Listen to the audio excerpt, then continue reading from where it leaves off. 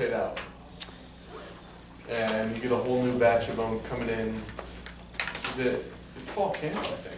Yes. Yeah, I think it's fall camp is when the newest one. Well, guys, let's go ahead and begin. I appreciate you being here for a review. And what I first want to do is talk a little bit about the structure of the exam itself. And then we'll go ahead and start to look conceptually at each of the modules that you've dealt with. And as we look at them, I want you to be thinking about how each one of them helps answer the question why different workers receive different wages. Because that's the course essay that you've got coming up pretty quickly as well. And as I go through these things conceptually, I won't use a lot of numbers unless you stop me and say, hey, look, I get what you're saying, but can you give me some numbers so I can calculate this or have a better sense of how this calculates through, okay? In which case, I'll probably pull numbers straight off of one of the review problems, okay? So let's talk about the structure. This is a little bit different than your midterm, but only a little bit. There are 3 sections. Section 1, there is one question with multiple parts. And you will answer that question and each of its parts is A, B, C, D. Section 2 has 3 questions of which you will answer 2. And each of those questions, various parts, again, A, B, C, D kind of thing. So you'll deal with 3 quantitative questions and all of the various parts. Question 1 in section 1. Questions 2, 3, and 4, you'll take 2 of them of your choosing. Okay? And again, each of the various parts. Section 3 is completely different. Section 3, I give you a little bit of information, like a paragraph, on items that we've talked about in the Canvas discussions, and I ask you to talk to me about that item. Okay? And so each of the 5 items in the Canvas discussions are fair game. These are not things that you need to go and research. These are not things that you need to go through and read everybody's Canvas post on every one of those discussions.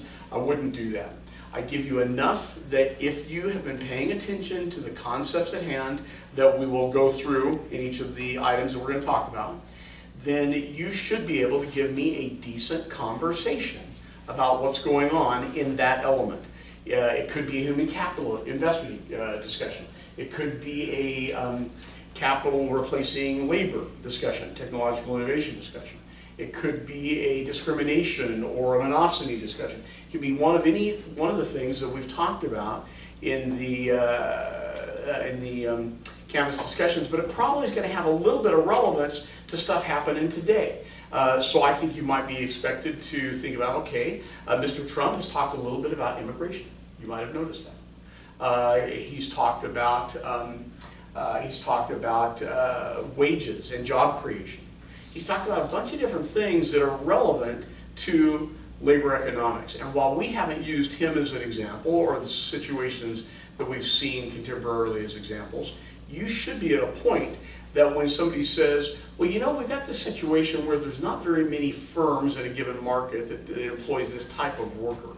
And because of that, we think that this particular type of worker maybe isn't being paid at the point that we would expect. You should start thinking immediately monopsony. Only a couple of firms that employs a certain type of worker, right? And or if we say, you know, we see that black workers are paid wages less than white workers, or there are fewer of them employed, or something like that, even though their productivity should be the same as the white worker, you should immediately think discrimination. And you should be able to articulate the way the model looks. You might even be able to think about some of the inputs to the equations, those kinds of things. So you're going to be given 3 of those, and I want you to choose one of them and just write about it for me. So you'll give us, of the 5, you'll give us 3? They're not expressly of the 5, Chad, okay, but they are similar in concept to the Canvas discussions. Okay. There's not something that comes out of left field, okay? And they're probably put in fairly contemporary terms, things that you're seeing in the media or the press or in the recent election cycles, etc. And then it'll just be, so I give you a little paragraph conceptually from that. Yeah, I give you a paragraph that says, well, you know, we've seen this, this, this, and this in the last 7 or 8 months or a year and a half, and this affects A, B, and C. Tell me about this. Okay. As a labor economist, with all of this information now, what would you have to say? And I would tell you that there is no one right answer to those, okay? But there are certainly lots of wrong answers, okay? And there are lots and lots of right answers. I'm looking there to see whether you can articulate back to me in a very conceptual, interpretive way what's going on. You're not going to be giving me numbers because I'm not giving you numbers. Well, you probably want to give me graphic models because that helps me see how things are moving, right? Okay. So this becomes completely interpretive. You will have noticed that in the first midterm, there was little interpretation, right? There was a little, but little interpretation. This time, in each of the problems, there's at least one more interpretive question for you, and then this final part is clearly interpreted, okay?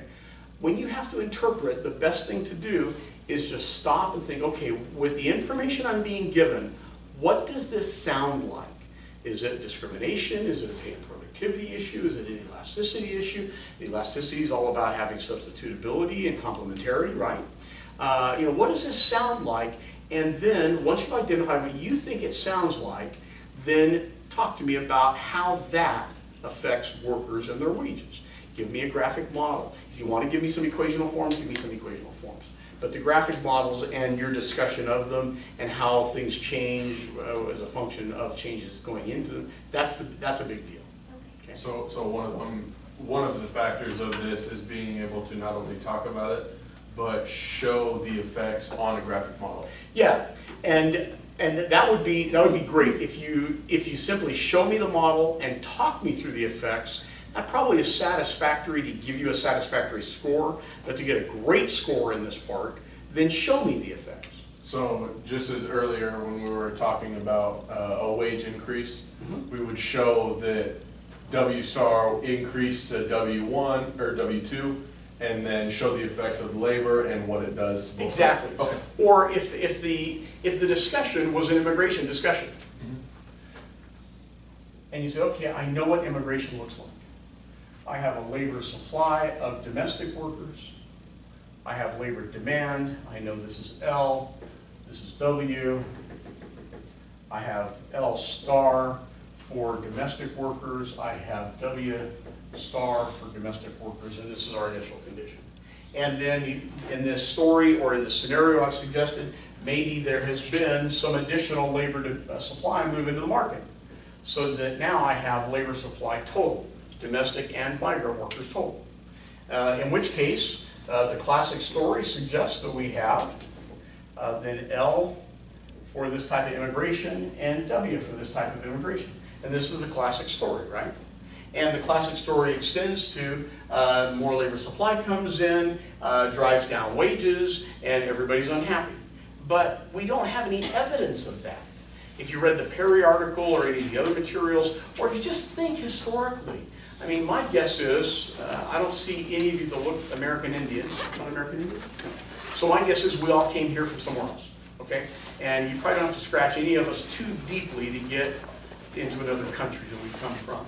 Well, can you tell me a period of time in our nation's history where migrant workers, which is what we all came here as, right? Where migrant workers caused the economy to falter, migrant workers caused wages to go down, migrant workers caused negative GDP growth. You can't. You simply cannot. And so there's got to be something that explains it, and the part that explains it is when there's more workers, which is evidenced by the gap between here, and it's evidenced by what's going on here. Well, those workers then typically demand some goods and services, right? And such that there needs to be workers that put those goods and services together, in which case labor demand has now also come out, such that maybe we come back to something close to, or historically we have evidence coming back to above W star, and at yet another, yet more advanced level of labor. Now this classic picture that I gave you at first is the story we see politically so often. The enhanced story is more realistic, it's more complete, but it's not universal that the wage comes all the way back to where it was. In some cases, the wage goes beyond where it was. We don't have any evidence that immigration has caused wages generally or for any given particular group to falter, but we do have evidence that at the lowest end of the skill level, which means the highest end of the substitutability scale, or the highest end of the elasticity scale, right? We do have evidence that immigration has caused wages to not grow fast. In fact, it has caused wages to grow slowly, if at all. But that's at the very lowest levels. So if the story was about that, this is a great thing to show me. Just talk me through it. I'm not expecting you to spend an hour on this, okay? I'm trying to get whether or not you get it. How many of you are not econ majors? Okay, what's your major? Do you have a major, Heather? I do. Okay. Financial planning. I love that. That's what mine was, financial planning and counseling at the Y. Very good. Brent? Management, And Saul? political science. Okay. So I'm going to guess that each of us probably is here at school trying to have a greater wage in the future. We're investing in our human capital. We believe we're going to have a greater wage in the future. And my guess is that you're hoping at some point that that's a six-figure income and above, right? And that's what most of us want. And Heather's not nodding her head, but Heather, you really do want that, I promise. So it's better than one that's below six figures. But here's the thing. A monkey and an iPad can draw the graphics, can do the equilibriums, and do a lot of this stuff, right? So what's going to separate you from a monkey and an iPad condition? And by the way, monkeys and iPads don't get paid six-figure incomes. I mean, I think a little bit of electricity, an iPad, a dress shirt, and some bananas, right? And I think we can get that for about 10 grand a year and live large as far as monkeys are concerned. But you don't want that. What's going to differentiate you? Well, what's going to differentiate you is your ability to interpret and to be able to think through things conceptually. And for those of you that are econ majors, especially, and I don't mean anything against those of you that are not, although I don't know from where you get the will to live. For those of you that are econ majors, it's all about understanding how decisions are made and interpreting societal and financial outcomes as a byproduct of that. And by the way, you may or may not realize it yet, but that's exactly what financial planning is. Okay. That's why All I right. say minor. Good for you. Good for you. All right, so that said, let's talk briefly about the essay. You have an essay coming up. It is no less than 1,500 words. No less than 1,500 words, which means on the rubric element that scores for the number of words, if it's less than 1,500, then you'll get less than 70% of that part of the score. If it's exactly at 1,500, you'll get 70% of the part of the score. Or if it's more than 1,500, and depending upon how much more, you'll get more than 70% of that part of the score, okay? And there is 7 or 8 rubric elements of which the word count is one. I don't know how you can do a good job in this essay with less than about 2,000 words, to be honest with you. Okay? And in that essay, I'm asking you to give me 3 examples that we have dealt with, conceptual examples, of reasons as to why different workers receive different wages. And if you think about it, ever since we finished Module 3, I've been talking to you about why different workers receive different wages. Every module has been a reason. So you're going to want to talk to me about those. You're going to want to use a very good structure here. This is an essay. It's not a tweet, okay, or a text. You're going to use proper syntax. You're going to use good spelling and grammar, etc. You're going to give me an introduction that introduces what you're going to talk about, and then you're going to give me a section that has paragraphs or maybe a paragraph and some pictures as to what you told me you were going to talk about that's going to articulate the 3 different reasons. Maybe monopsony and migration and inequality. It might be elasticity, pay and productivity, and who knows what the third one is. Maybe it's back to mobility. But you're going to give me 3 different reasons. You're going to give me the graphic models. You can draw them out, take a picture. You can use some of the material I've given you in the documents, review problem documents. I know those will have some numbers on them, but if you use something that's got numbers and the numbers aren't expressed to your story, then just say, I've taken this from such and the numbers that are on there aren't expressed to my story. Okay? But this is what it looks like. You don't have to cite anything that's come from within the course. If you pull stuff from outside of the course, cite it. And I don't care if it's APA style, just tell me where you got it. Okay, so I can know you didn't come up with it out of your head, because I can tell when you did come up with it out of your head and when you didn't, okay? And then in the conclusion, don't be skimpy. I hate these. I hate these where we have a good introduction, great robust sections telling me what's going on, and then these skimpy little 2-line conclusions. It's in the conclusion that you're going to draw together the elements you talked about in the sections, right? The 3 elements. in the 3 elements, you're going to discuss them probably singularly, right? But I promise you, they have connective tissue. And you already have begun to see some of that connective tissue. Tell me what that connective tissue is. Help me understand where they're similar, where they're different, and satisfy my curiosity in that conclusion. Do not be skimpy about it. I would tell you that more people lose more points on the essay because of some skimpy little wimpy noodly sort of conclusion than anything else. Okay? So that gives you an idea as to what the final will be structured like. I believe on the final exam, I have next to each question the number of points per. Okay? And then it helps you understand what the course essay is about, and frankly, the course essay is a big deal. There's a lot going on in terms of points, and a lot on the line with that essay. Okay, so with that, here are the elements we're going to cover.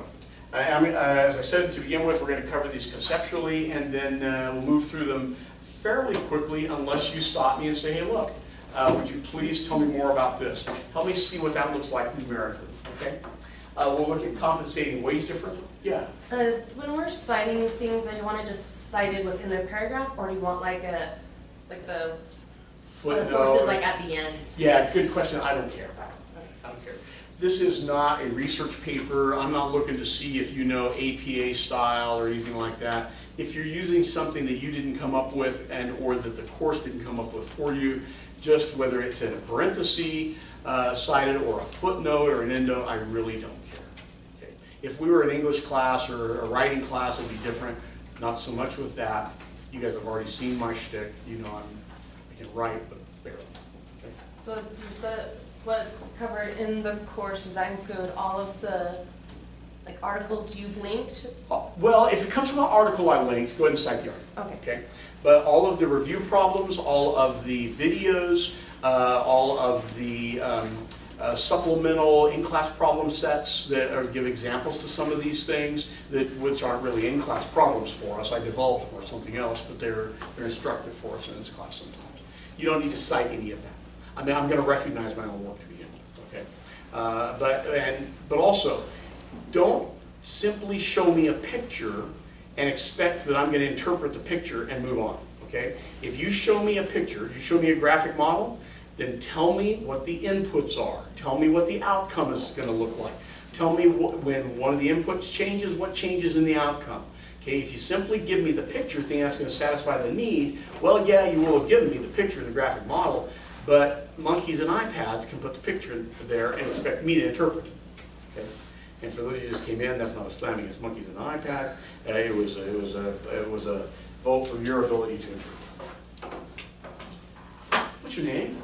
Darren. Darren, nice to meet you. And you are? Ryan. And you're Brittany, right? I'm Claire. Claire. I'm sorry. You've been here before, right? I was at the last review. And I apologize. I put Brittany in my head for some reason. I apologize. Okay, so we're going to start with compensating wage differential, just conceptually. We'll talk about human capital investment. We'll talk about monopsony, mobility and migration, pay and productivity, discrimination, labor unions, and inequality. And that's going to take us a minute or two, right? Compensating wage differential. Again, your name? Ryan. Sorry, Ryan. No, you're fine. Ryan, can you describe compensating wage differentials just conceptually for us? Yeah, sure.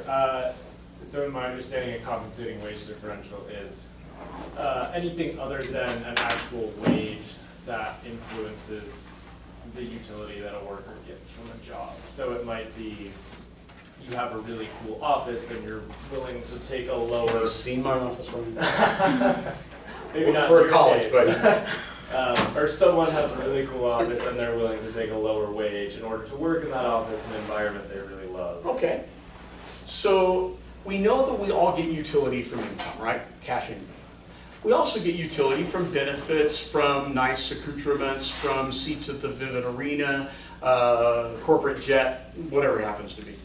We get utility from having coworkers we enjoy. We get disutility from having discriminating pompous bosses, and all these different things. It's important to remember that when we're talking about compensating wage differentials, we're still talking about competitive market conditions, okay? So here, if London and I are both highly skilled economists, which, right? Okay, thank you. Highly skilled economists, labor economists, as it turns out, and he's working for McKinsey and Company. He's flying first class. He's got a great office in Chicago in a high-rise building. He's got a driver. He's got a secretary and administrative assistant. But I'm just as highly skilled, and I work for Westminster College, and I have an income that I'm very appreciative of. It's about half of what his is. And I have a great benefits package, and I get, if I want to, I can take about 4.5 months a year off. We're both highly skilled economists in a competitive labor market. We should receive enough combination of compensation and wage and benefits to bring both of us to some similar level, right? But buddy, I'm here to tell you, I just painted two very different pictures, right? Okay, Chad's interested in your picture, and nobody else in here but me is interested in mine, okay? And I get that, it's okay, it's okay. The 4.5 months off and being able to do what I want to do when I want to do it and spend time with people that are inquisitive is far more interesting to me anymore than making much money. But that's a difference in utility and what drives utility. Where is the compensating wage differential? I just gave you a complex scenario, right? The complexity sometimes masks the issue. The issue can be fairly simply understood. He makes more than I do, but I'm just as happy as he is. He's got the corporate jet. I've got an office in academia, but I'm just as satisfied as he is. There's something about the non-compensation part of this that is the differential, right? So you got to be able to think through and see it. If we think about these things structurally, we think about them in wage and benefit or wage and risk space. So let's look at both for a minute. I'm going to start with wage and benefit. I don't want that.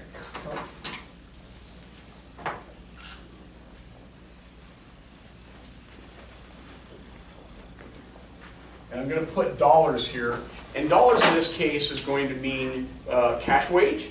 Dollars may mean all the various benefits that firms pay for the worker that come with incomes.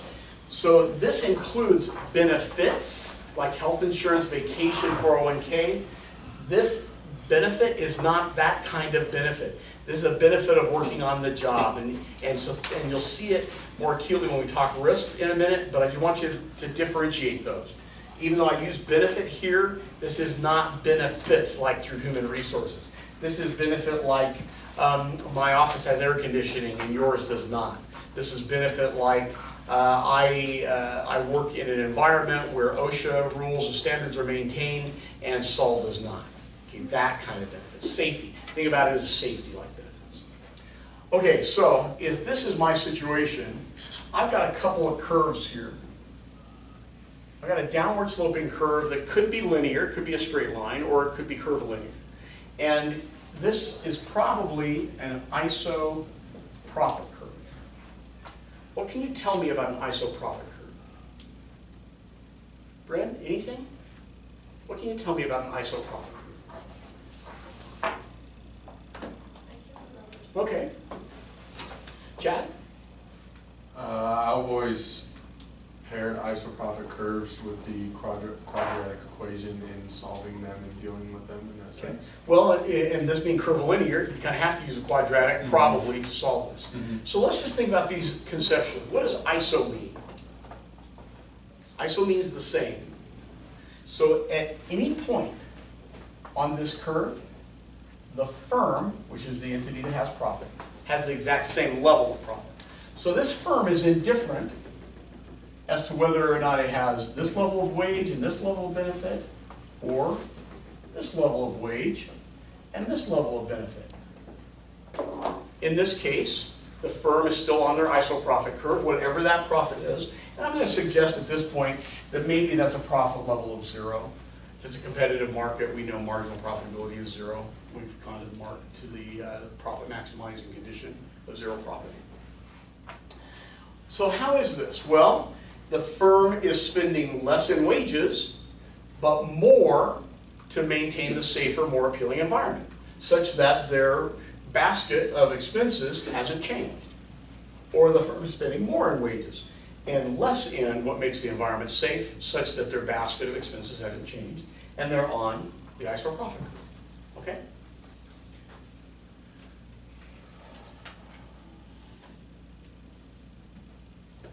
I'm terribly sorry, I don't recall your first name. Yes? Gabrielle. Gabrielle, thank you. Okay.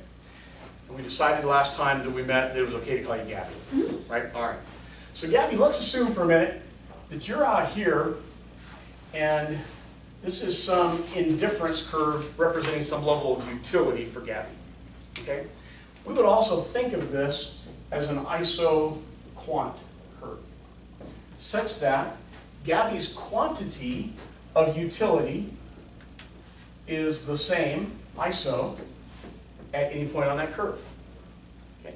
And Gabby doesn't care whether she's got this wage and this benefit or this wage and this benefit. She gets the same level of utility from either of those combinations. That's why it's on her ISO quant or her indifference curve. Those of you that have had much in the way of consumer economics recognize indifference curves.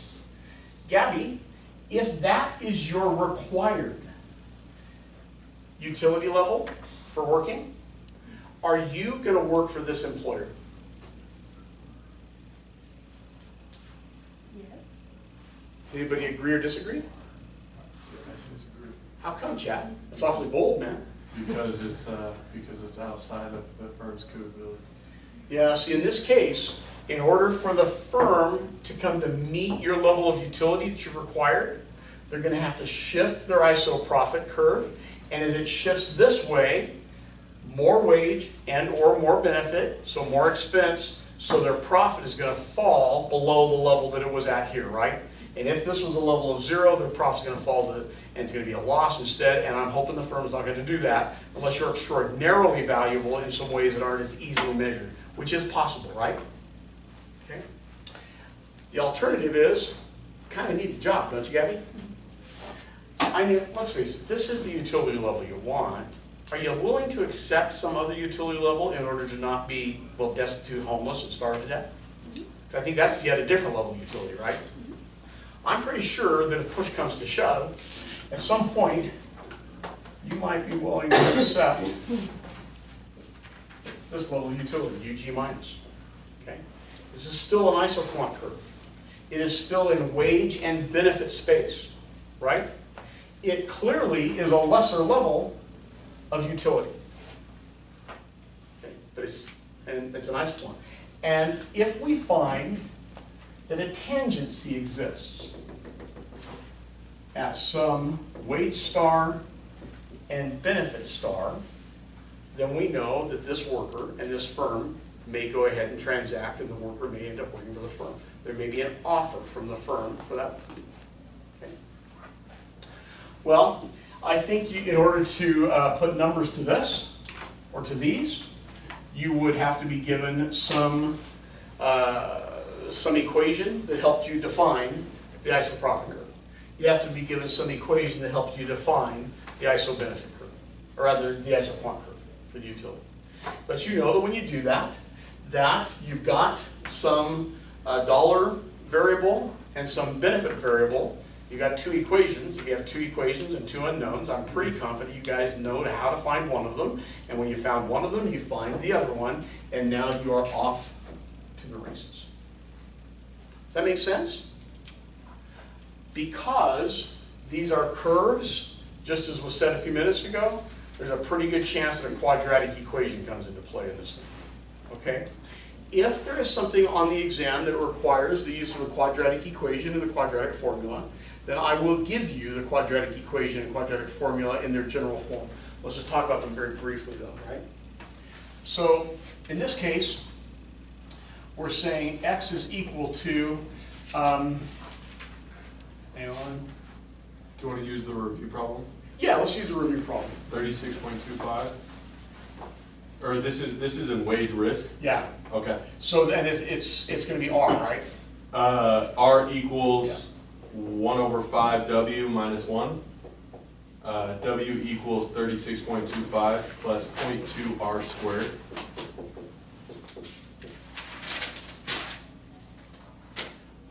That was 0.25, yes. Okay.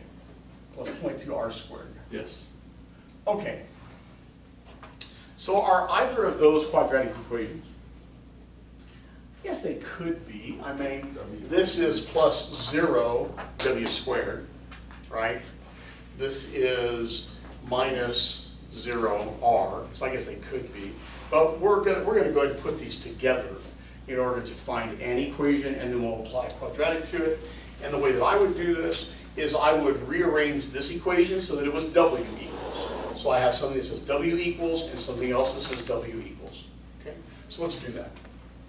Real quick, Yeah. is that because we're missing R? Well, Why I've got you're r going here to and R? I've got r here.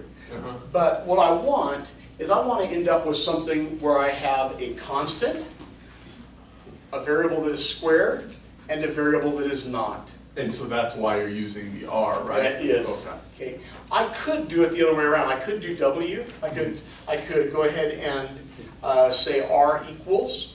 But I'm going to have a hard time saying r equals on this one, right? Mhm. It's just going to be harder for me. It's not that I can't do it. It's just going to be harder. I'm a wimp, so I take the easy way out almost all the time. Okay?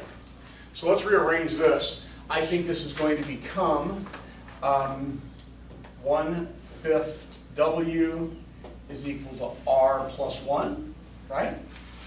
Or w is equal to 5r plus 5.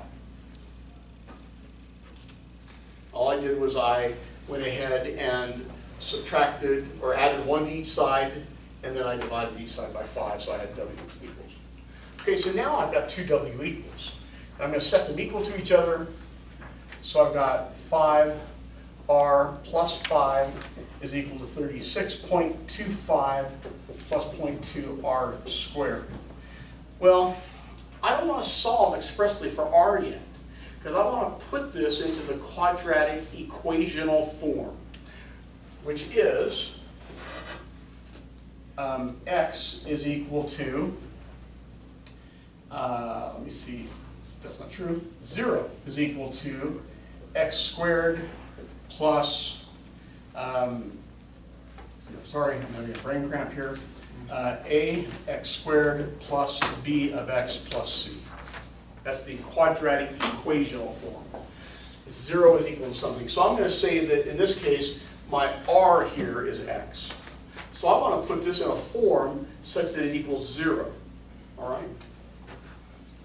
So to do that, I'm going to subtract 5r, and I'm going to subtract 5 from each side of the equation, such that I've got 0 is equal to 36.25 minus 5 from that, minus 5r from this, plus 0.2r squared.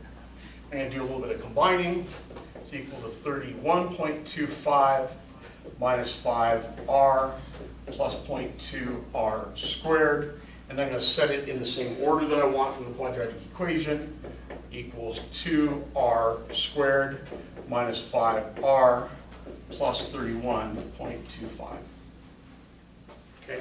And now I have it in the A, B, C form such that A is 2, B is -5, C is 31.25. Would A be point It would two? be, Did I do it wrong? A would be 0.2. Yep, because I didn't carry that over. Thank you. Appreciate that. I didn't carry it over. Okay, so now I've got the quadratic equation, and I can solve for r with the quadratic formula.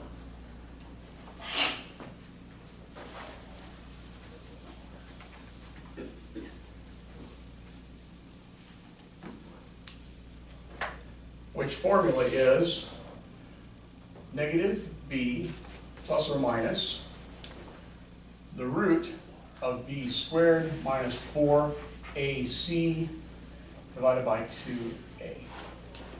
Okay? And because it's plus or minus, I'm going to have two solutions. But then it's a quadratic with a square, so I know that it's got a curve. I will have two solutions. I can envision them. So let's go ahead and work this through. This is going to be -5, if I remember correctly, Yes. plus or minus -5 squared minus 4 times a was what, 0.2 times C 31.25, all divided by 2 times 0.2. Or I've got 5 plus or minus, and now I want to figure out what's going on inside of this. Okay? So somebody with a calculator, please take 4 times 0.2 times 31.25.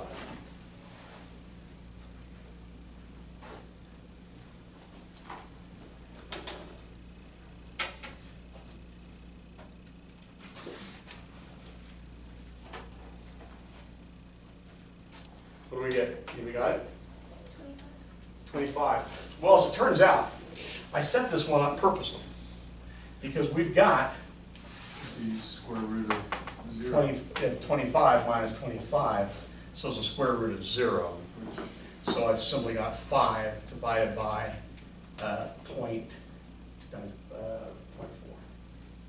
Okay.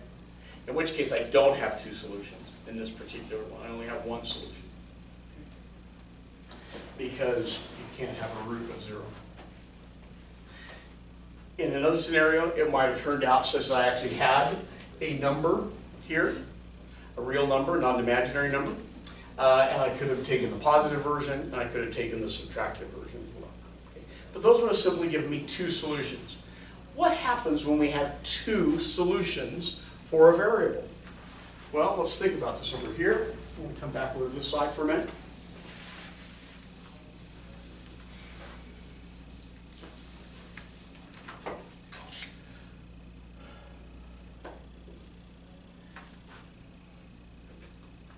Let's say that that's our curve. Okay. I don't know that this number is defined that curve, but let's say it does. We know, actually that's our curve, right?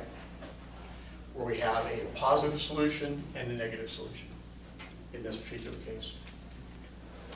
In labor economics, are we going to be very interested in this negative solution? Not so much. In fact, we're going to think about this as an irrelevant alternative, and we are going to discard the irrelevant alternative if we have to come up with a solution. Okay. So I'll tell you that if I give you something on the exam with the quadratic in it that needs to be solved, again, I'll give you the quadratic equation, I'll give you the quadratic formula, I'll expect you to know how to use them, I'll expect you to apply them and come up with some solutions. Okay? I gave you wage and benefit space. Let me show you the picture on wage and risk space. And then you can ask a few other questions. One of the mistakes I see people make on the exam, just as you did on review problems, is to confuse what wage and benefit space looks like versus wage and risk. Here we've got wage and risk space. So what do my curves look like? I had downward sloping iso profit, downward sloping iso quant. What do I probably have now? Well, benefit and risk are the opposite of each other, right? I have upward sloping iso quant, and I have downward sloping iso profit. Excuse me, I have upward sloping, but they're now going the opposite direction. Okay? That's because now if I have more risk, it's because I'm spending less money. Remember before, if I had more benefit, I was spending more money to get benefit. If I have less risk, or have more risk, I spend less money remediating risk. So that if I'm coming this direction, I have less risk, I had to spend more money to get it as a firm. Does that make sense? I think so. Just reverse it. Okay. Just reverse it. Don't reverse the axes, reverse this. But remember that on my x-axis here, I've either got risk, which as risk goes up, the firm spent less money to make the environment less risky. Okay? But as benefit goes up, the firm spends more money to make the environment less risky. Okay? Aside from the very high conceptual levels of compensated wage differentials and looking at how the pictures look and knowing how to solve some equations, and you're looking for equalities, equilibria, what can I tell you about CWDs? What questions might you have? Okay. Could we finish the review problem? Pardon me? Could we finish it? Or do a little bit more to We it? could. I'll have to look at it.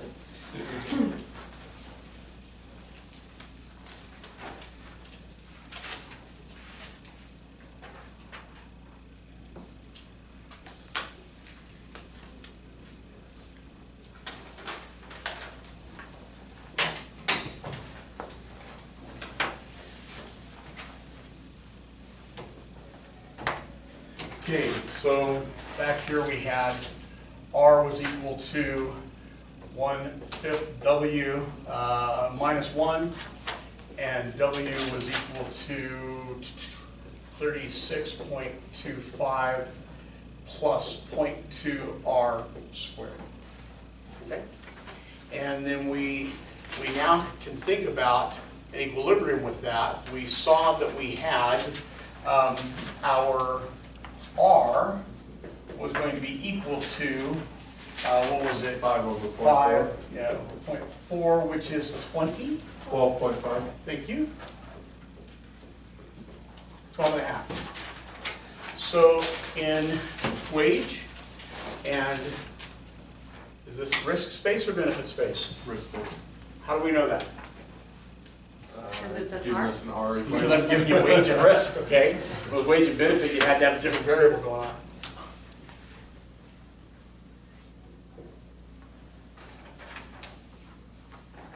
And so this should work out such that we've got some curve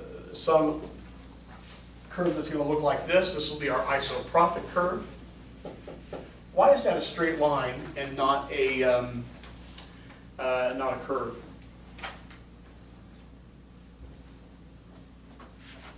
It's actually defining this. Risk is the purview of the firm, right? It's not the employee that spends money to remediate risk. It's the firm. And then we're looking at a employee indifference curve. It's going to look like this. So quant, or you could just call that an employee indifference curve, okay, worker indifference curve, such that we have some R star and some W star. How do we find R star? We've got R star. Do I have R star? Yes. I have 12.5. 12.5. Okay. Now how do I find W star? Look at that. To which equation? Does it matter? Well, you know, that's a good question. It shouldn't really matter, should it? Because we have a point of tangency at which they're the same. So we should be able to go and rearrange this equation for W. Again, when we rearranged it, it was W was equal to 5R plus 5, I believe. And so just put this value in for R.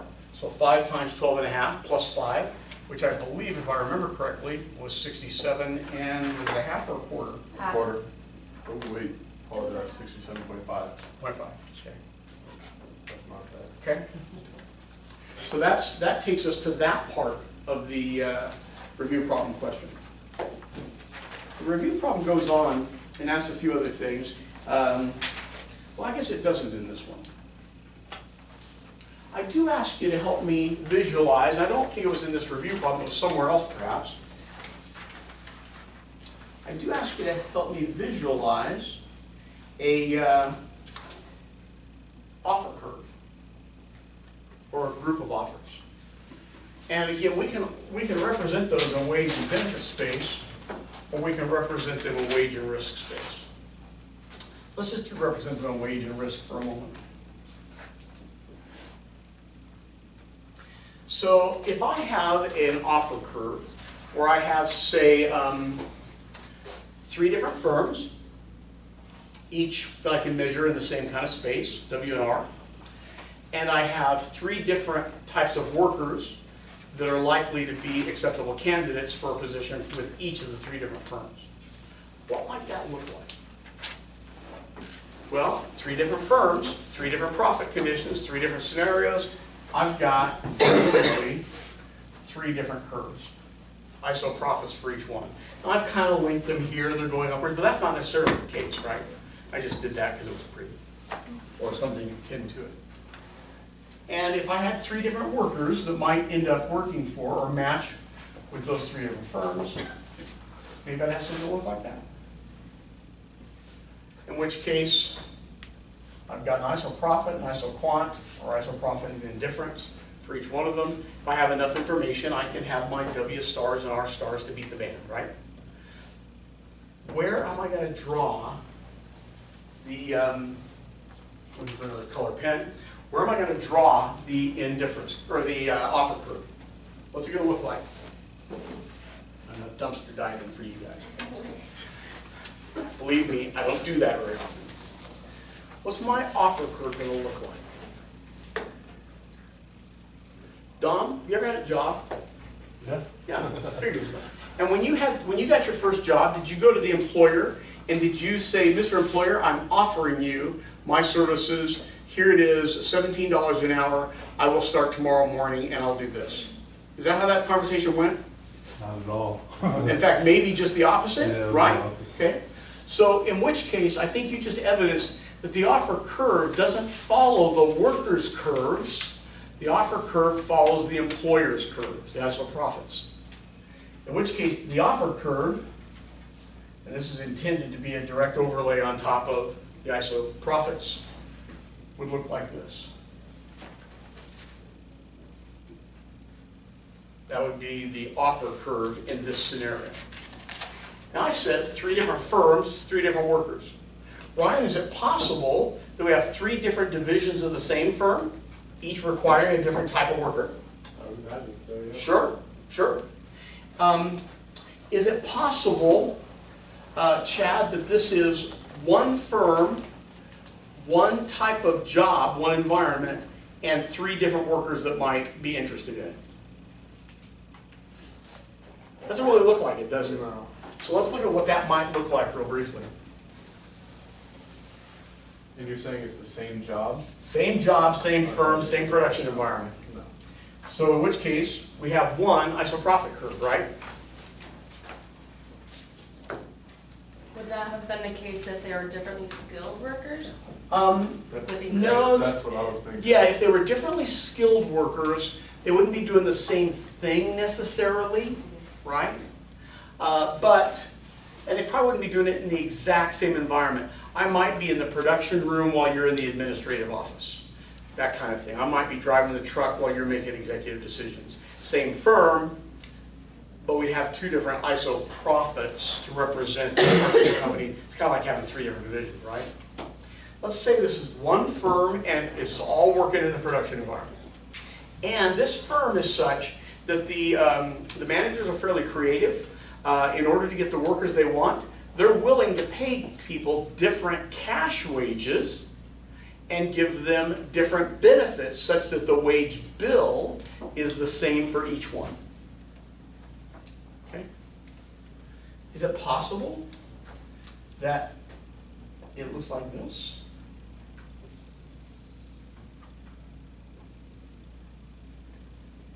Each of these representing a different type of worker or a different worker, all fitting the same job, all on the firm's curve for their ISO profit. These are 3 different ISO quants, 1, 2, and 3, such that this one gets a lower wage, but is in an environment where there's less risk. This one gets a slightly higher wage. And in their environment, they were willing to accept more risk. Maybe the scenario is kind of silly, but this one gets full hazmat clothing, and this one only gets gloves. Yeah, Don? Or maybe a day shift and night shift? You know, they could be. They could be. Supposing that risk is synonymous with annoyance.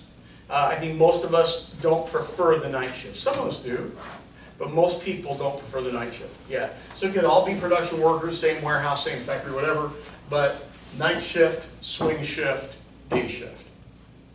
Okay? Okay. We need to move move off of that if we'd like to finish this tonight.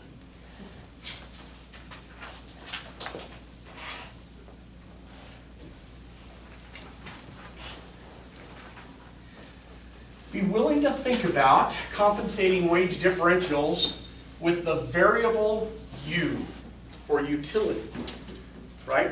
Because when we're talking about workers, we're talking about utility. How does a firm get utility? What variable would we think represents the firm's utility? Profit. Profit. Right? So just be willing to think of those terms. Okay, human capital investment. What are the three different forms of human capital investment?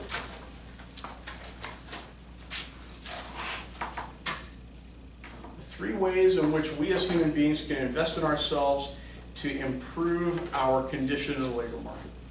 Education. Okay? Immigration? Okay? And our health. And so we invest in our health. A few of you have done a lot of that. I've done less. We can invest in our education. My guess is I might have done more of that. You guys are on your way to do that, right? And we can invest in where we live. Is there anybody in here born in another country? Okay, a couple of you. So somebody, either you or a parent, invested in your capacity by moving you from country A to country B. It wasn't free, was it? And when they made that move, lots of social disruption, maybe familial disruption, maybe they left the mountains or the ocean that they had grown up next to, and they probably left to be able to get a better future for themselves and you and or others, right? Are all of these quantifiable? I think so.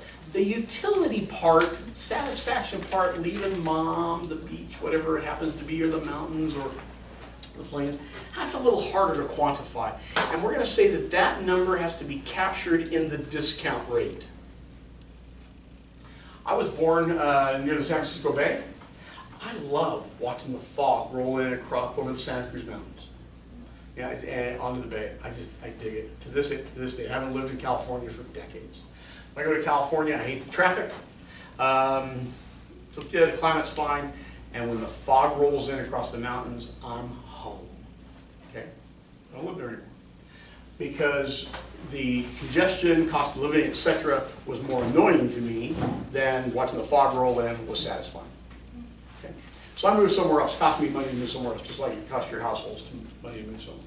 How would we think about structuring an equation that your households used, whether they used it certainly or conceptually when they made this decision?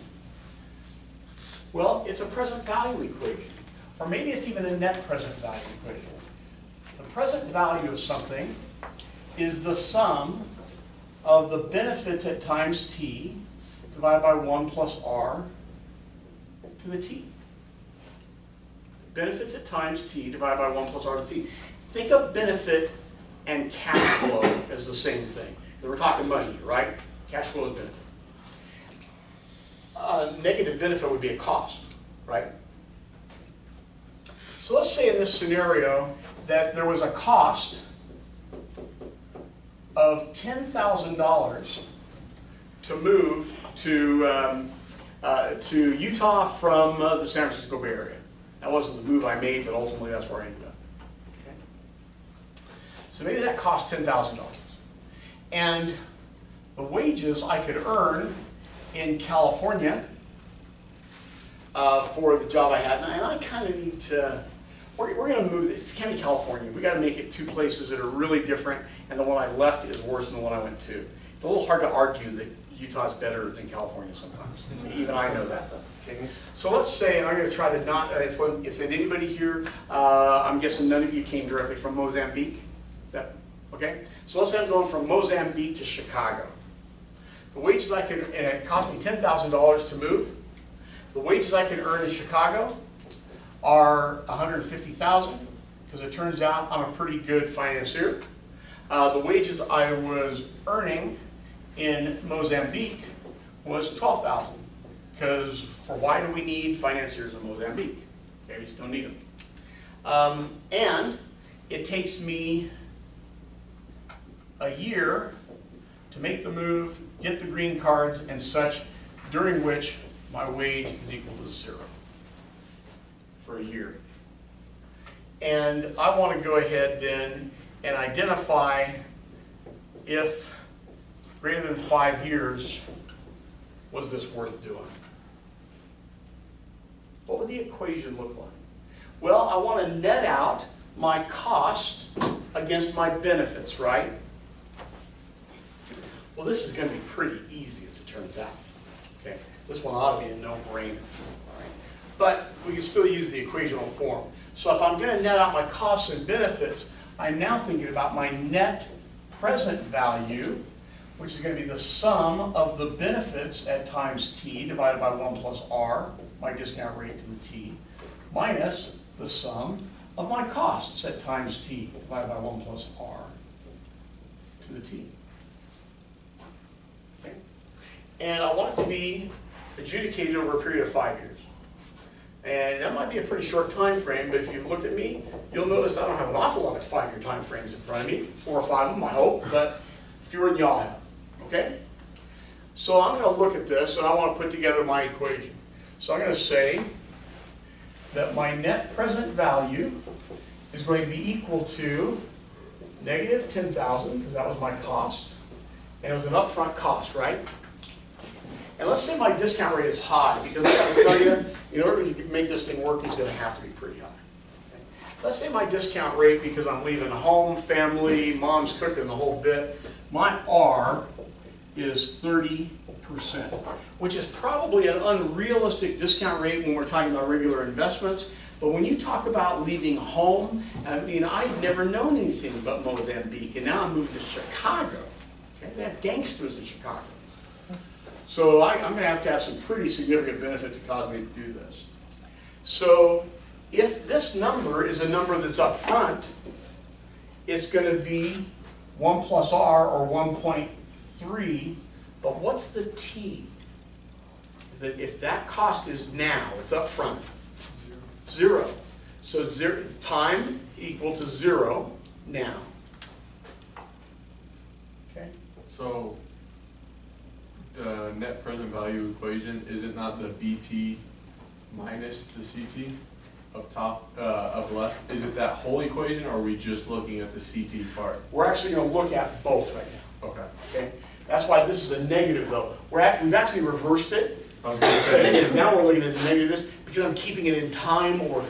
You can either have all your benefits together and then all your costs, or you can mix them up and keep your time sequence straight.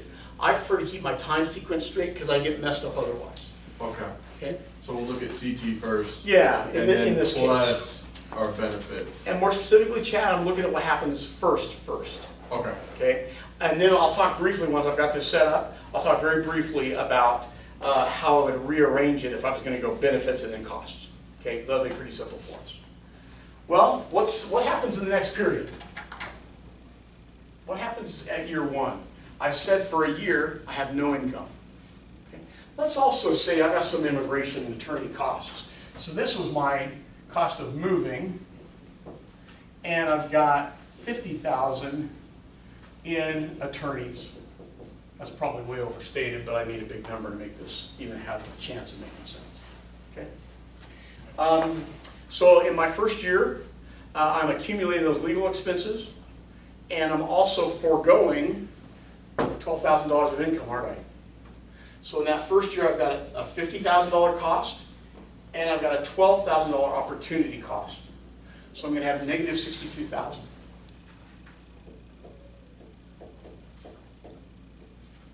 At 1.3 to the first. Okay? After the first year, so now I'm in the second year, I've got my $150,000 a year job. I don't have my $12,000 a year job, and I no longer am bleeding all of these expenses. And by the way, I've put plus a negative value. You could just as easily have said minus, because it's going to give us the same mathematical outcome, right? Okay. So, what do I look like in year 2? What's my number going to be? Going to be 150,000 or what?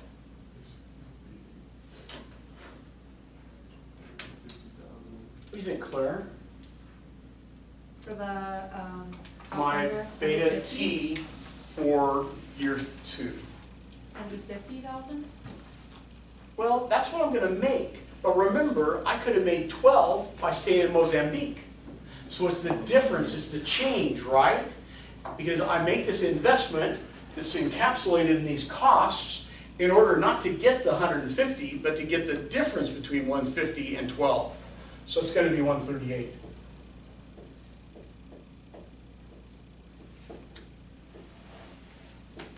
And then that number is going to carry on through the 5th year.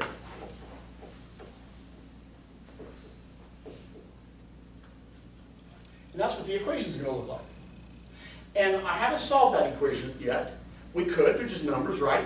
But if you're asked to put together the equation that can be solved without having to solve it, it looks like that, or something akin to that. It's got all the relevant parts. You can do a little table of values so you can see where the 62 came from in the 10, because the 62 was actually $50,000 cost and a $12,000 opportunity cost, money that I used to make that I now don't when I had the 0 income during that year.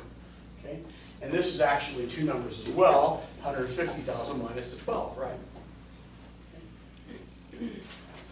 And if you're comfortable with division, then you can take negative 10,000 divided by 1.3, and negative 62,000 divided by 1.3 to the first, and so on. And those are just numbers. We're going to add them up, and it's going to give us a number of some kind. You're welcome to add those up. I don't want to take the time to do it right here. I'm pretty confident I know what it's going to look like. What do you think? I think the sum of these 4 periods, second year, third year, fourth year, and fifth year of 138,000, even though I've got to discount them at a pretty steep rate, I'm going to guess that it's still bigger than these negatives, such that I believe that the net present value is going to be greater than 0. Now, if we did the numbers and it was different than that, I'd be surprised. I guess it's possible, but I'm pretty sure that's greater than 0. Okay? So now, if this is greater than 0, do I make the move? Yes. Sure I do. If it's less than 0, do I make the move? What happens, Bren, if the number was negative 10? Less than 0. And I go ahead and decide to move anyway. What am I saying? Well, it's not really a benefit. Is it the push costs?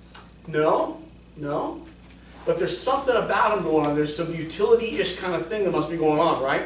What it means is, well, let me first say, when it equals 0, it means the sum of my discounted benefits was equal to the sum of my discounted costs, discounted at my rate. So my net experience gave me, in this case, a 30% return. That's if it equals 0.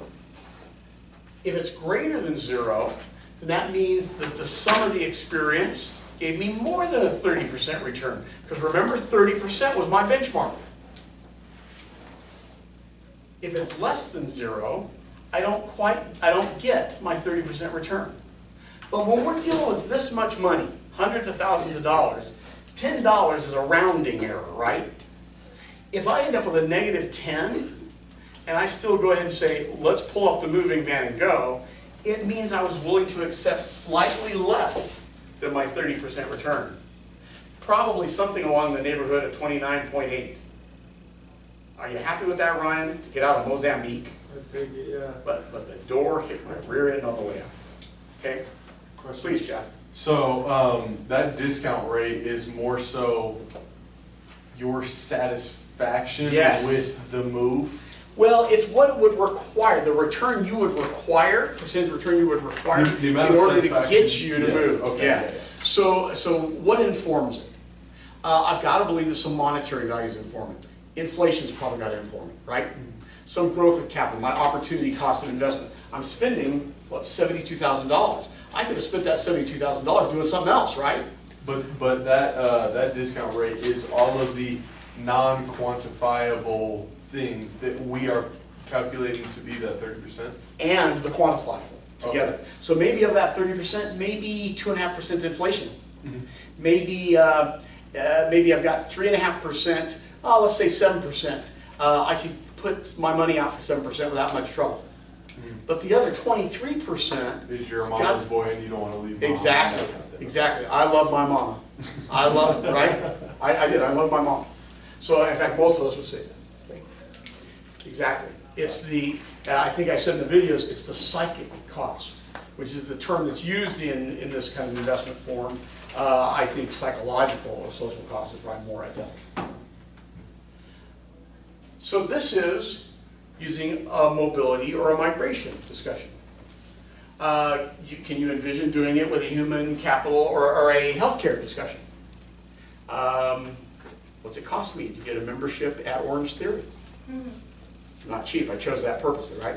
Not inexpensive. But if I went to Orange Theory and did the stuff I do, I'd look more like you do and less like I do. Right? Be honest with me now. Okay, I know this. It's got nothing to do with our tan, buddy. Okay? Okay? So, but I haven't done that for whatever reason. Or it's education. And education is the one that all of us can line up to because I, not too long ago, finished spending money on mine, and you're in the process of spending money and time on yours. Okay? Those are the three human capital investment decisions. Any question about this? Okay.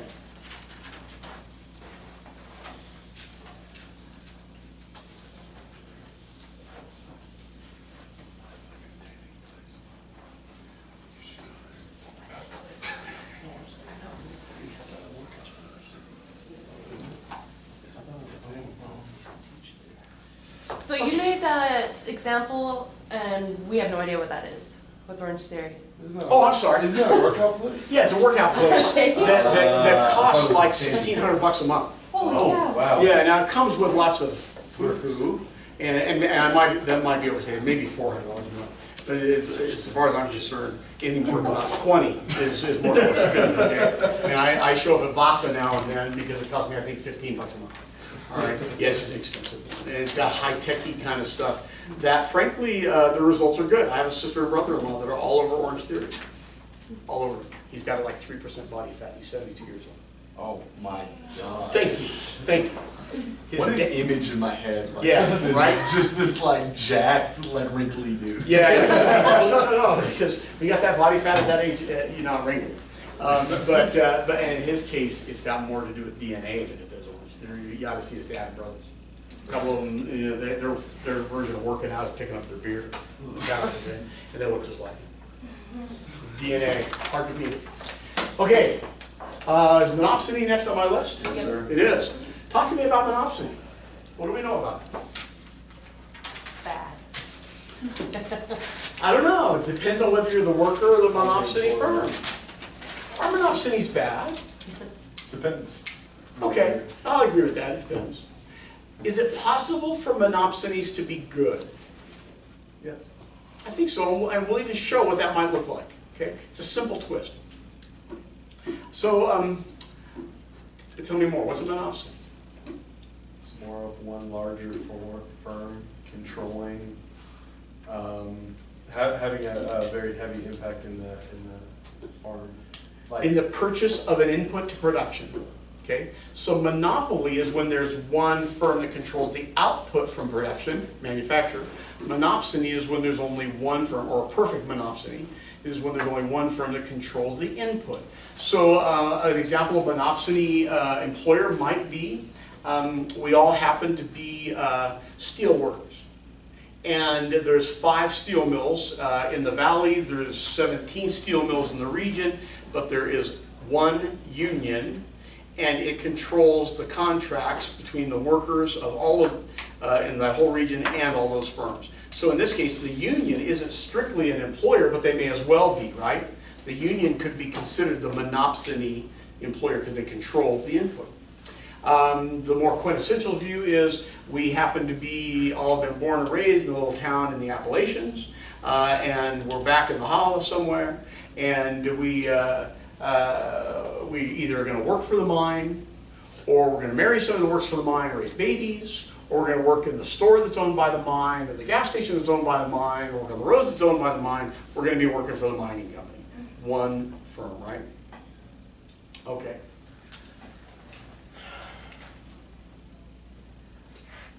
I asked you to indelibly etch this into your memories. And believe me, there's a reason for it.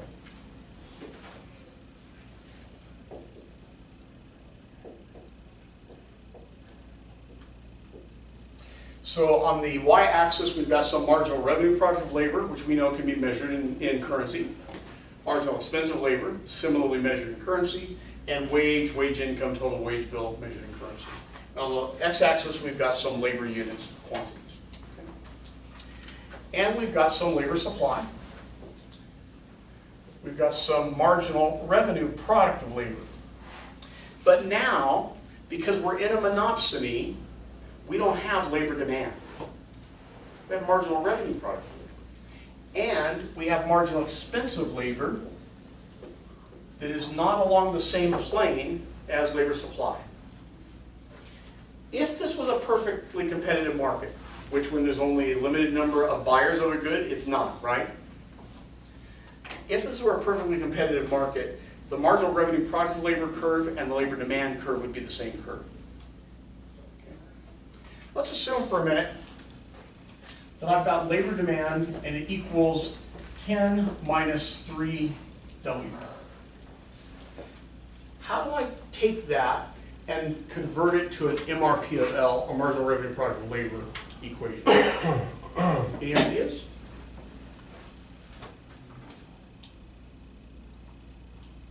Just go straight over since we're assuming that the MRPL is the labor demand?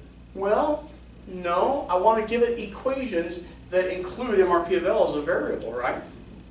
If this were a competitive market, and that's where they would be the same, then what does W equal? W equals MRP of L in a competitive market. Such that I could rewrite this and say 10 minus 3 MRP of L. Okay. Or I could rearrange it to say 3 MRP of L is equal to 10 minus labor. Or I could say MRP of L is equal to 10 divided by 3 minus labor divided by 3, or minus 1/3 L. Right? Now I've got an MRP of L equation. So if you're given an MRP of L equation, can you see how to turn it into a labor demand equation? MRP of L equals W, so substitute it, and then rewrite it for L. But if it's labor demand, that L is going to be LD, right? Okay? So that's not a trick. That's something you actually saw back in the first half of the course, but that's used in this half as well, as we think about this. Well, we have to think about profit maximization. And in profit maximization, we are looking for marginal revenue product of labor being equal to marginal expense of labor. That's a general profit max condition. If this were a competitive market, we would go further and say marginal revenue product of labor equaling wage, and we'd say marginal expense of labor equaling wage. But we know it's not a competitive market, so we're not going to bother doing that. So now, London, how do I decide how many workers are going to be employed in this environment? Would be based off the wage. It's not yet. I'm sorry, I forget your name. Darren. Darren, thanks, Darren.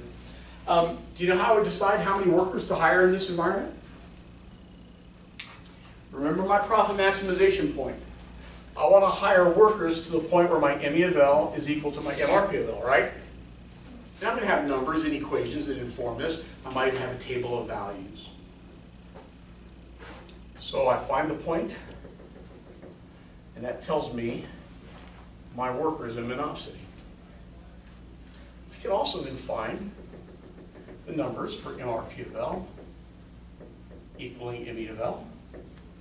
And if I know that number, I can put that number into my labor supply equation, such that my labor supply equation with this number, whatever that number is,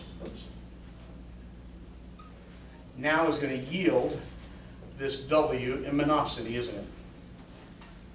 If I put this number of L into my LS, it's going to yield some W, and that's going to be the W the monopsony employer is going to pay.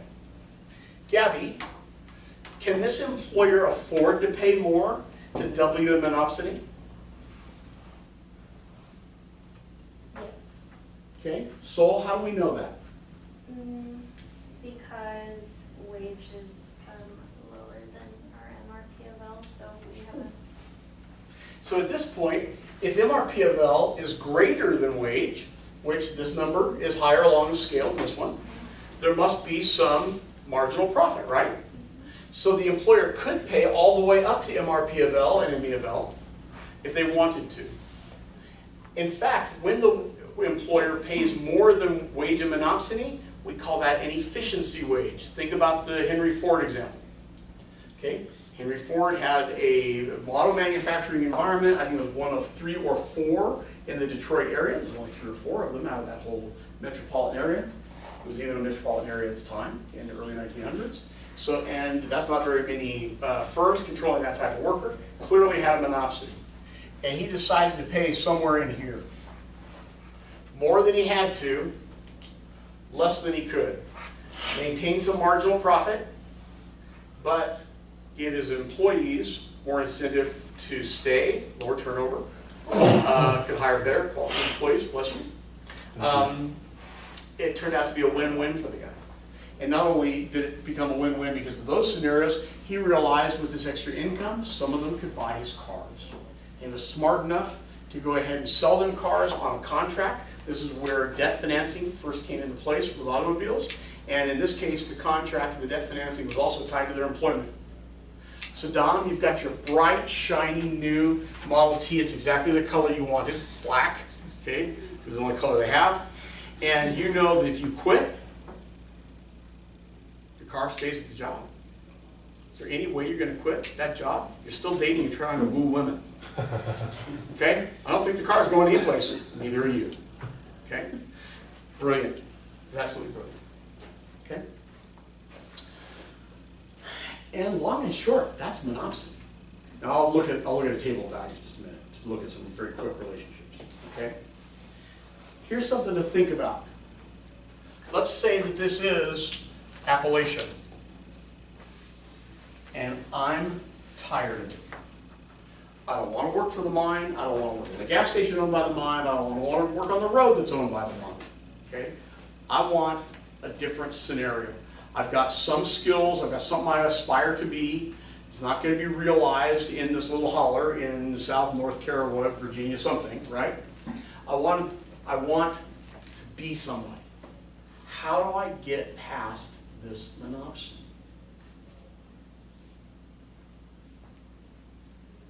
I've never been to the big city. It's over the hill and over the next and 50 miles in the plains. How do I become somebody if this is where I was born?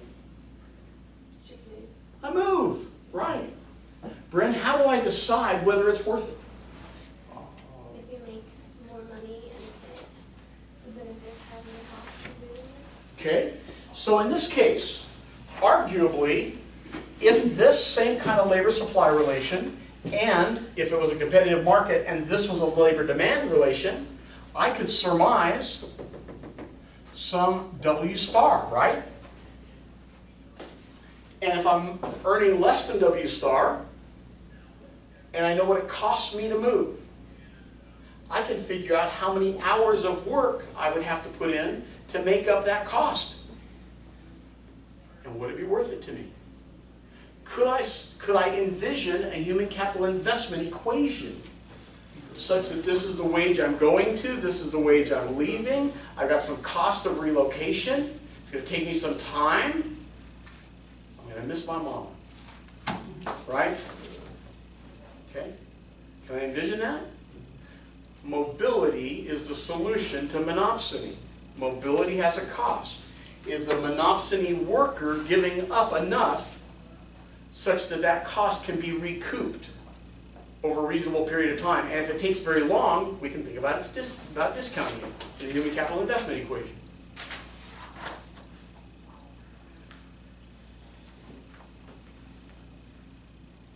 Could you also say that mobility can hurt the firm, the monopsony firm that's trying to control everything, Yes. saying that they can't over control things because of mobility. In fact, think about this, Chad. How far away is Utah County? It's a drive. Yeah. Not even a very long drive, except for in some traffics, right? Okay. It's a drive. If I wanted to work in Lehigh, Silicon Slopes, could I reasonably do that if I'm a tech worker here in Sandy? Yeah. I'm going to add another half an hour, 45 minutes-ish to my commute. But frankly, I might add some more money to my commute too. Yeah. So firms here can't exploit workers because there are firms there that represent that marketplace that they could very easily, very cheaply move to. Here's the thing, if mobility costs were zero, both in time and money, would monopsony exist? No, because they have no control. Right. So now think about a digital workforce in which I can live on my ranch in Thatcher, Idaho, and I can work in Mozambique, Australia, Salt Lake City, or any place I damn well please. In digital economies and workforces, do monopsony employers begin to lose power and control? Sure. Although there are some things like digging ditches and mines that still require manual labor, but that's a temporary phenomenon.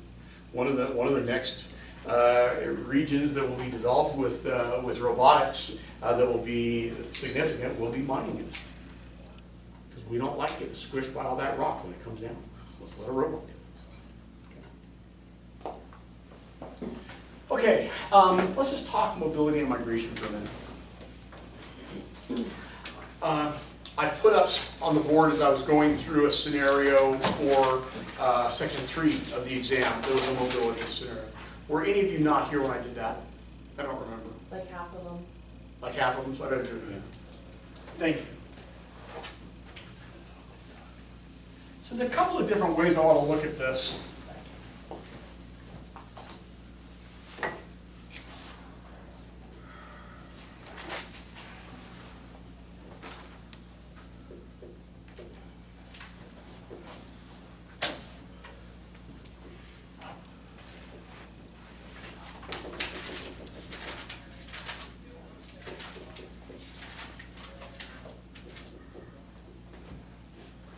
If I have a labor demand equation and have a labor supply equation, I know how to get L star, W star, I can do all kinds of stuff, right? I can do graphing, elasticities, table of value, blah, blah, blah, blah.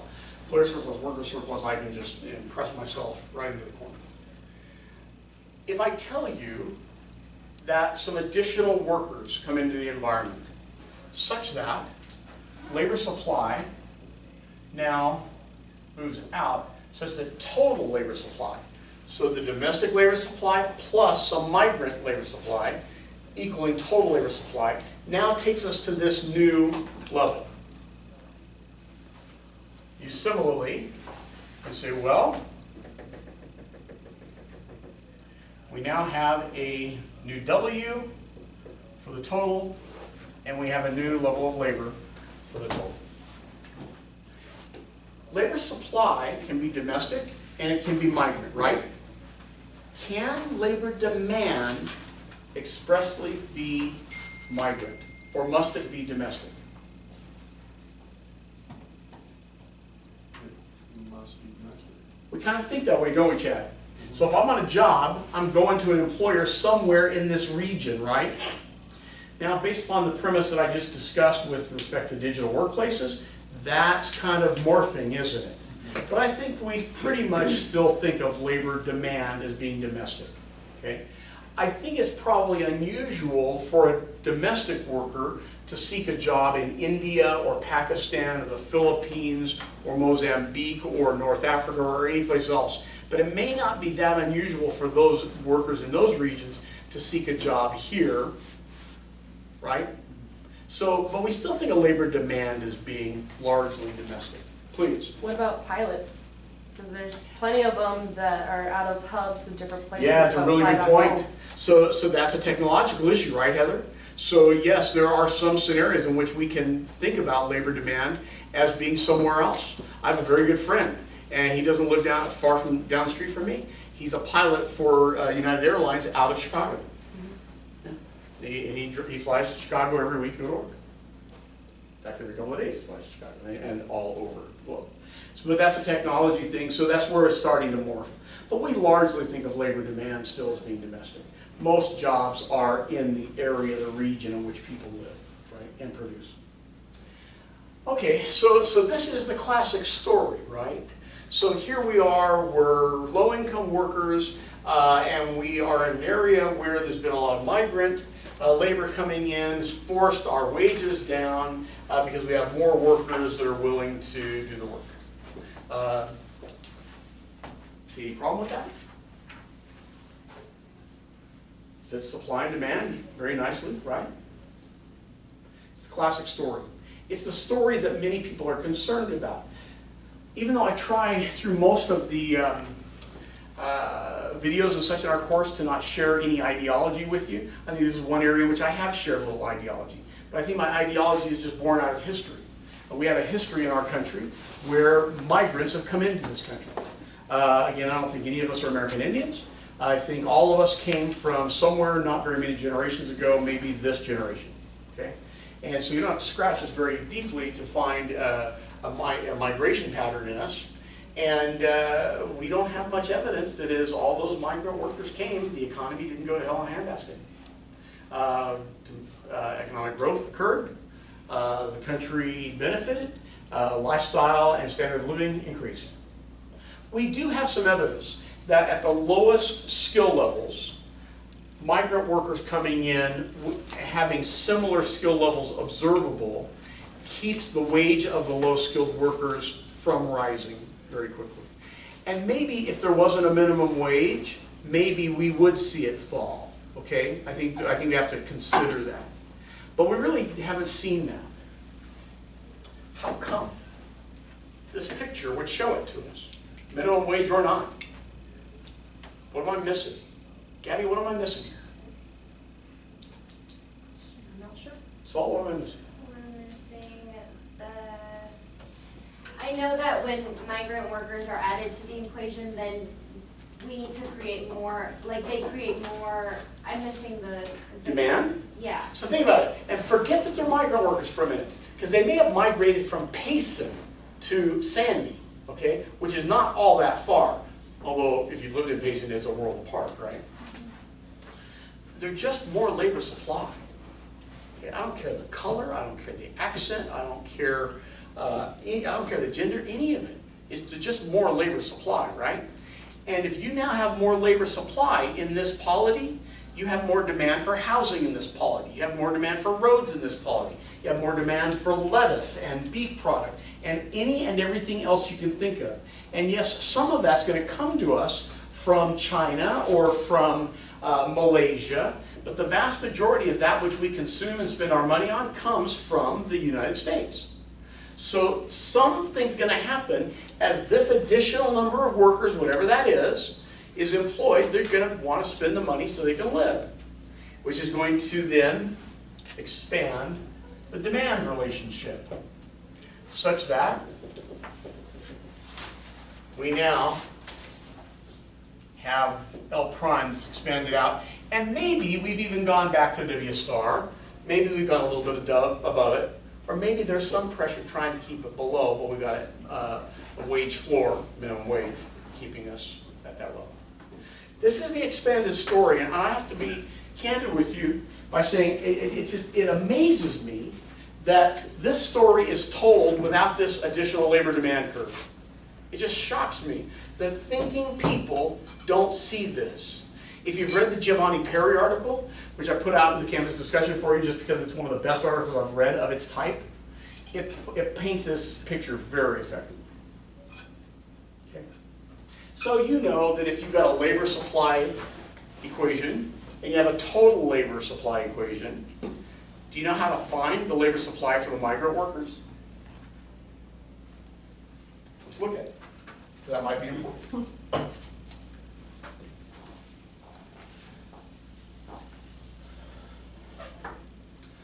assume that for a minute, I have a labor supply of domestic workers of -10 plus 3W.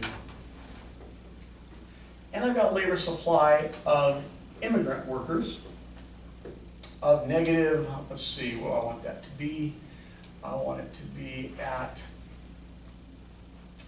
-6 plus 4W. LIS, same as LMS? Yeah, immigrant, migrant. Migrant. Yeah, Oh, yeah, I'm just okay. using different superscripts. But Okay. yeah. So how do I find the labor supply total? Well, I think the labor supply domestic plus labor supply immigrant or migrant equals labor supply total, right? Well, if that's the case, if these are going to be labor supply totals by adding them up, then I can add up the right-hand side of the equation as well, such that I've got -16 plus 7W.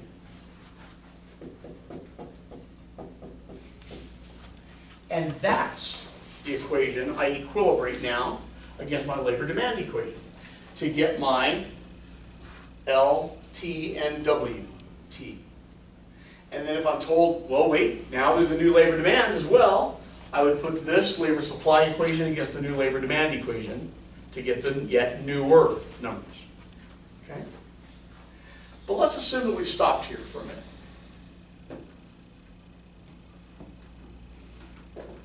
And we don't have the updated story. Let's assume it's like this. Claire, you're a domestic worker, and I'm a migrant worker. And I've come into the market such that WT is equal to 13, but W star was equal to 15. Okay? And we're both still employed. How much am I being paid? $13 an hour. I agree, because that's the market wage now in this market. How much are you being paid? Probably $13 an hour. Wait a minute, I thought you were being paid 15. But since labor supply went up, my wage probably went down. Labor supply shifted to the right, drove wages down. We're both being paid 13 now. Okay. How do I find out how many of my kind of worker is going to be employed at this, and how many of your kind of worker is going to be employed at this? You just find the new equilibrium number. Well, that's going to tell me how many combined. I want to know how many of my kind, separate from how many of your kind. You're the fair-skinned, blonde, female kind. I'm the old, ugly kind. Okay? I notice only one of you giggled at that. That's not a good sign for me. Bummer. How do I find out how many of us? Well, I have two labor supply equations, right? And if I put this W of 13 in the domestic labor supply equation, that's how many domestic workers are going to work at that value. If I put 13 into the immigrant supply equation, that's how many are going to work at that value. And that number plus that number is going to equal this number, right? Just kind of keep that in mind. Talk to me about push and pull factors for a minute. Ryan, what's a push factor? Push factor would be something that would motivate you to migrate or leave your country. Or Yeah, and it's important that we remember it's the motivation to leave. Yeah. Not the motivation to go to another place, but to leave where I am. I'm being pushed. Don, what's an example of a push factor then? Maybe it's dangerous where you live. Okay. Civil unrest, Syria. Okay, civil unrest, religious oppression, economic instability, on and on and on. Okay, those are all valid push factors. What's a pull factor? Gold rush? Okay, except for some people, the gold rush might have been a push factor. Because I liked living in low-cost Lake Tahoe. And then all of a sudden, all those miners came, and it became expensive. Okay? But largely, something that attracts me to an area. It's a different issue than what repels me from where I am, right? Okay? Smog might repel me from living in Utah in February. Okay? But that doesn't tell me where I'm going to go. If I like the cold weather, which I actually do, then maybe what it does, maybe there are some pull factors in Park City up from out of the inversion. Okay? So a pull factor pulls me to where I end up going, perhaps. A push factor gets me to move. So think about immigrants for a minute and separate them from refugees. Do any of you come from refugee households? I didn't imagine you did. So refugee households is going to be typified by a group of people that have left an area and they haven't necessarily gone where they wanted to. What they really wanted was to get out of the hellhole they were in, right? That's life-saving. That's utility maximizing, or increasing at least. So refugees largely are responding to push factors. And typically a refugee doesn't even get to decide where they go.